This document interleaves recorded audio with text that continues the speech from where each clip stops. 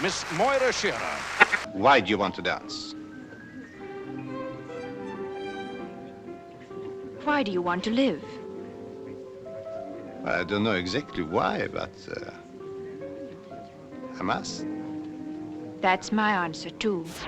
She said no for a year, a whole year of one of the most beautiful women in Britain looking a film director dead in the eye and telling him over and over and over that she would really rather not. If you were a dancer, you'd know that Just a nothing minute. matters. Nothing matters but the music. When she finally said yes, she made the most ravishing dance film ever put onto color film. And then she spent the next 5 decades wishing she hadn't. Oh, you frighten me. At 61, she called it haunting. The one thing she least wanted to do became the only thing the world remembered her for. If you only have 30 seconds, here's the bottom line of this video. Moira Shearer was a real ballerina, not an actress doing ballerina cosplay. The whole entire color scheme of a landmark film was built quite literally around her red hair and her pale Scottish skin. A porcelain base, a sharp winged liner, a small devious flick of red painted right at the corners of the eyes. She married once, stayed married, gave very few interviews, and spent most of them complaining about the role that made her so very famous, gorgeous and gifted and furious about it all. But if you'd like a little more than 30 seconds, then follow me. Welcome. I'm Kira, and this is your beauty blueprint.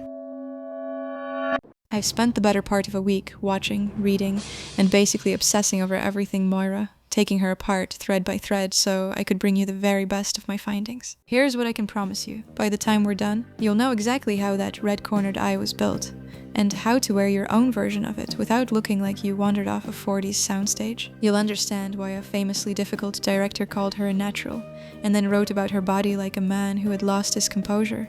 Rude! And you'll learn the strange, faintly perverse lessons sitting in the middle of her life. Sometimes the look that makes you immortal is the one you'd give anything to take off. Before we go one step further, because I really could not help myself, I designed something for this episode. It's a small wearable tribute to the red shoes, made just for this video's launch, and it's waiting for you in the description below. So, pour yourself something good, find your softest chair, and let's start where every good obsession starts, at the very beginning. For the drink, I want you to lean all the way into her Scottishness. The correct choice is the Monte Carlo, a glamour version, a coupe of champagne to do the job beautifully, or a Kir Royale, which has the good manners to arrive in exactly the right color. Either way, please get comfortable. And here's a little backstory. She was born Moira Shearer King on the 17th of January 1926 in Dunfermline, a small Scottish town with a big abbey and a long memory. That makes her a Capricorn for those of you keeping an astrological scorecard, and the sign fits her almost suspiciously well. Capricorns are the disciplinarians of the zodiac, ambitious, exacting, allergic to nonsense, built for the long climb and the hard craft. Hold on to that word, discipline, because it is going to become what shaped her life. By the way, Shearer wasn't even really her surname. It was her mother's maiden name, borrowed as a stage name, which tells you how early the performing self and the private self started to pull apart in her.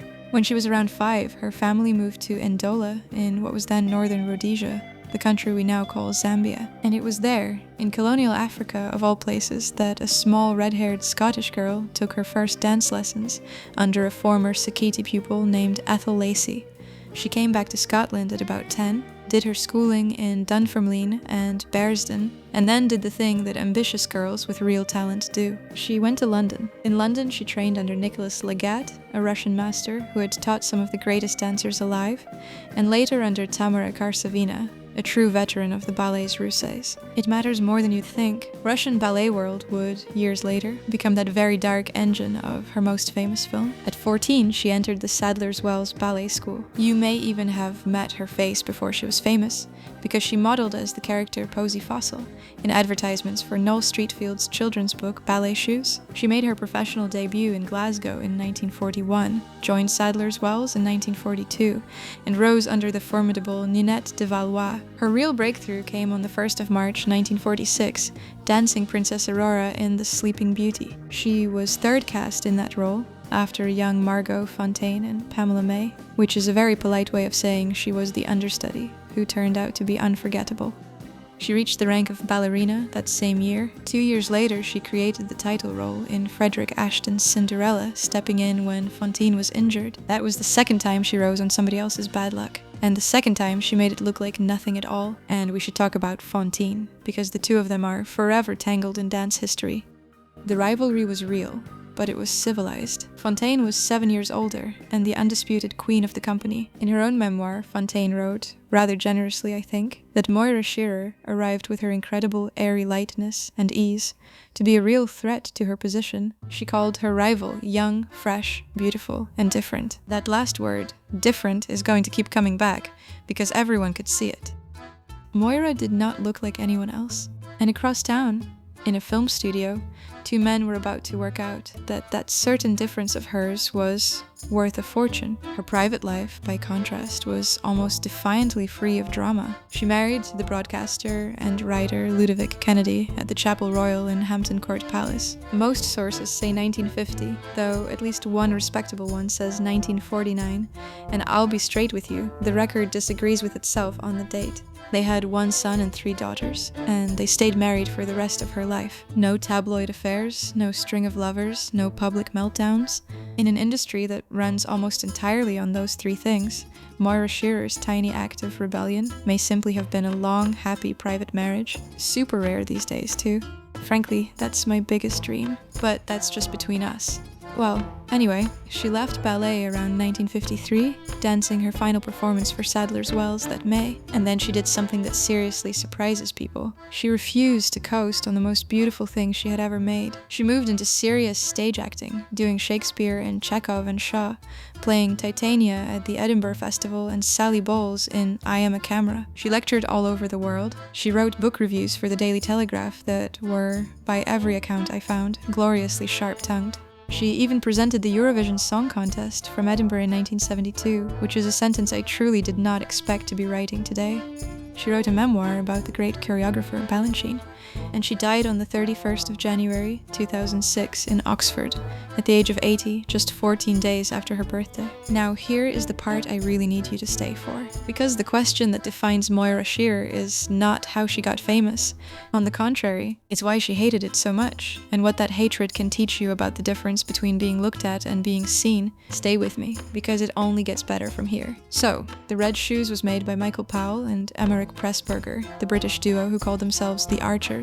It was their 10th film together, and it arrived in 1948. The story is a fairy tale wearing the costume of a backstage drama. A young dancer named Victoria Page, Vicky to her friends, is pulled between 2 men. One is Boris Lermontov, the brilliant glacial impresario who runs the ballet company, and believes that a true artist must sacrifice everything, love most of all.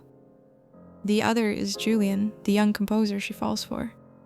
Lermontov makes her a star in a ballet built on a Hans Christian Andersen tale about a girl whose enchanted red shoes force her to dance until she dies. And then life starts imitating that fairy tale just a little too closely, as Lermontov says of the original story, in the line that hangs over the entire film. The girl, of course, dies in the end. So why Moira Shearer? Why her out of every dancer in Britain? The answer is gorgeously simple. Powell did not want an actress who could fake ballet. He wanted a real ballerina who could really act, and he was prepared to wait. Oh, and yes, by the way, from now on, you will be seeing me creating a modern version of Vicky's makeup. Hope you like it.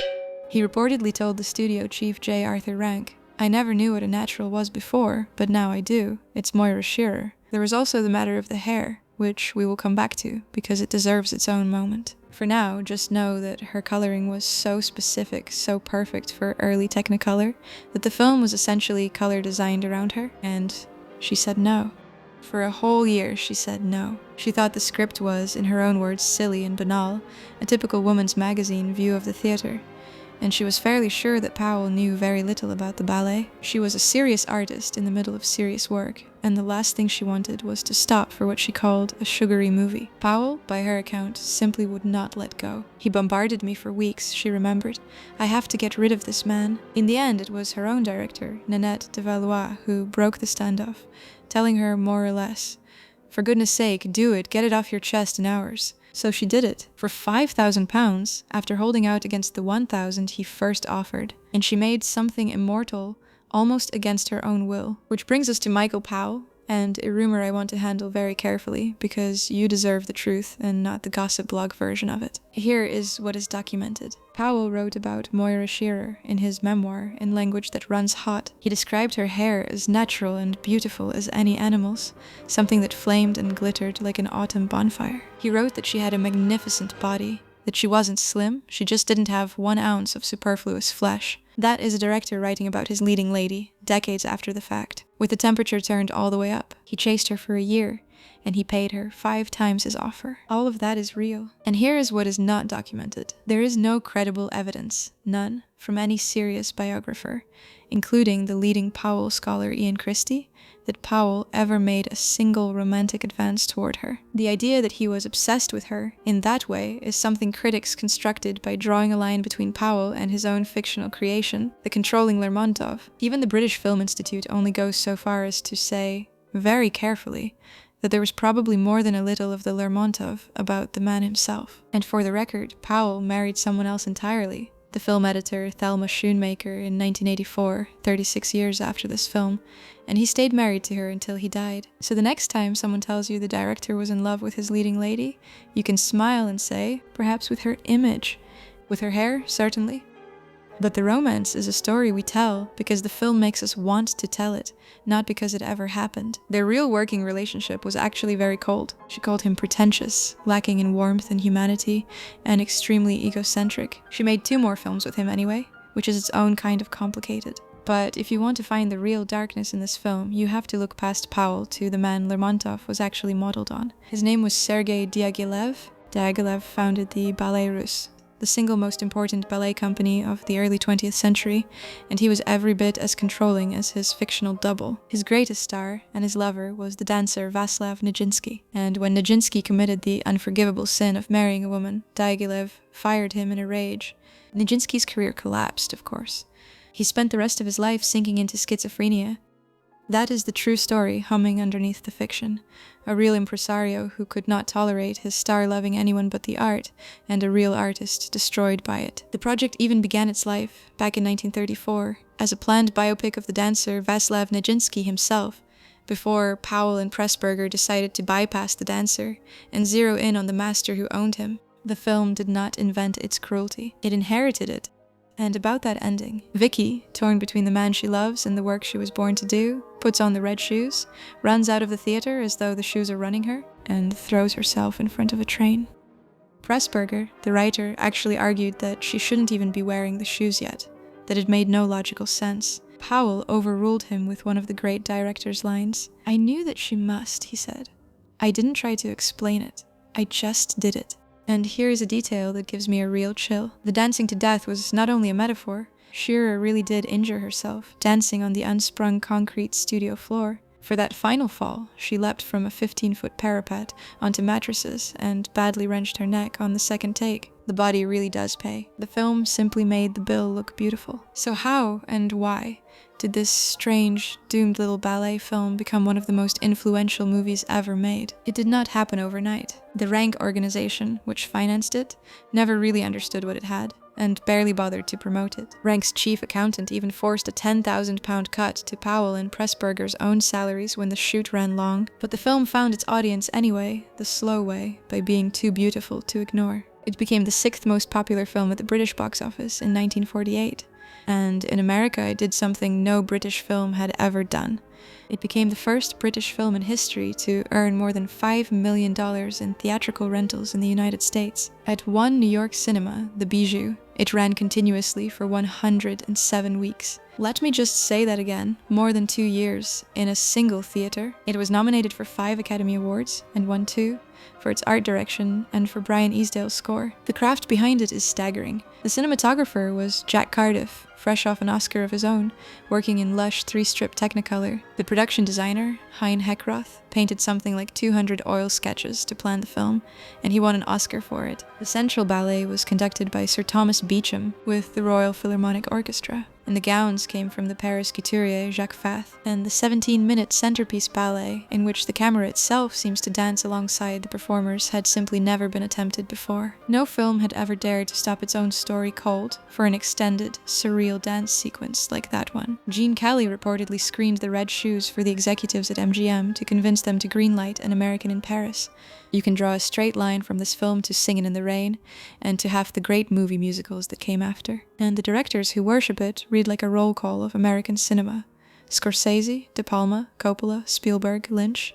Martin Scorsese has called it, simply, the movie that plays in my heart. He has said, tellingly, that he identifies not with the dancer but with Lermontov, the obsessive who demands everything from his artists. His longtime editor, Thelma Schoonmaker, who later married Michael Powell, put it best. There's no film he makes that's not influenced by the red shoes. When the original Technicolor negatives had cracked and grown mold, it was Scorsese's own film foundation that funded a painstaking restoration, which meant reviewing hundreds of thousands of frames. The restored film premiered at Cannes in 2009, 6 decades after it was made. The thing Moira Shearer spent her life resenting had become a sacred object, and if any of this is landing for you, please do me one small favor and tap that subscribe button. It simply unglamorously helps me keep making these for you. While you're at it, I want to know something, down in the comments. Have you ever had your own pair of red shoes? Now, I promised you we would get a little intellectual, so let's go there and analyze things a little through our usual lens. The red shoes themselves are what's primal and ecstatic and impossible to switch off. Lermontov is the Apollonian eye that wants to capture Vicky, to objectify her, to freeze her into art and keep her there forever. And Vicky herself is the battlefield where those two forces tear each other to pieces. She dances to her death because the Dionysian erupts straight through an Apollonian frame that was never ever going to let her be both a great artist and a woman in love. Can the two live on in the same body? There is a more modern reading I love, from a writer named Claire Marie Healy. She argues that The Red Shoes is, at its very heart, the story of a girl who is feeling herself, a girl who is fully, gloriously alive in her own body and her own talent, and who gets punished for exactly that. And she points out something brilliant. Critics have spent 75 years insisting this film is about almost everything except the girl at the center of it. The art, the men, the mirror, anything but Vicky, which when you really sit with it, is precisely what the film is about. A woman so luminous that everyone around her would rather argue about what she represents than allow her to simply be a person. Alright, now this is the part you have been waiting for, and the part I find the most fun, because we are about to take everything we just learned about this woman, the discipline, the difference, the way she was built to be looked at, and turn it into something you can put on your own face, even tonight. This, my loves, is the beauty blueprint of Moira Shearer. Stay right here. Let's start with the hair, because the hair is the whole thing. Moira Shearer had natural red hair, not auburn, not strawberry, but true, flaming, visible from the back row red, paired with blue eyes and skin like the inside of a shell. And I told you we would come back to this. Powell believed that her exact coloring was the only thing that would pop correctly in 3-strip Technicolor, the rich, saturated film process of the day. So the costume team and the cinematographer did not dress her to suit the film. They built the film to suit her. The colors of the red shoes were, in a very real sense, designed around her hair and her skin.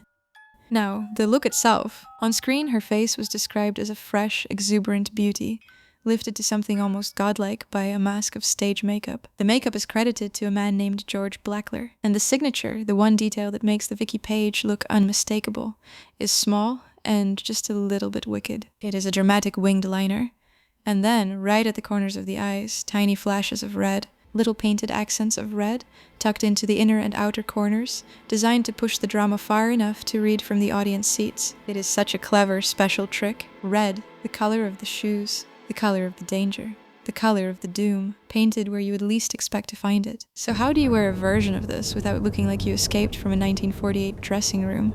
Let me walk you through it, exactly the way I would do it on my own face. Step 1 is the base. You want matte, but lit from within, never glossy. A medium, well-groomed, gently arched brow, what the 40s charmingly called a dove wing, defined with a pencil, one shade darker than your hair. A pale, neutral eyelid, nothing competing for attention. And step 4 is the moment we have all been waiting for.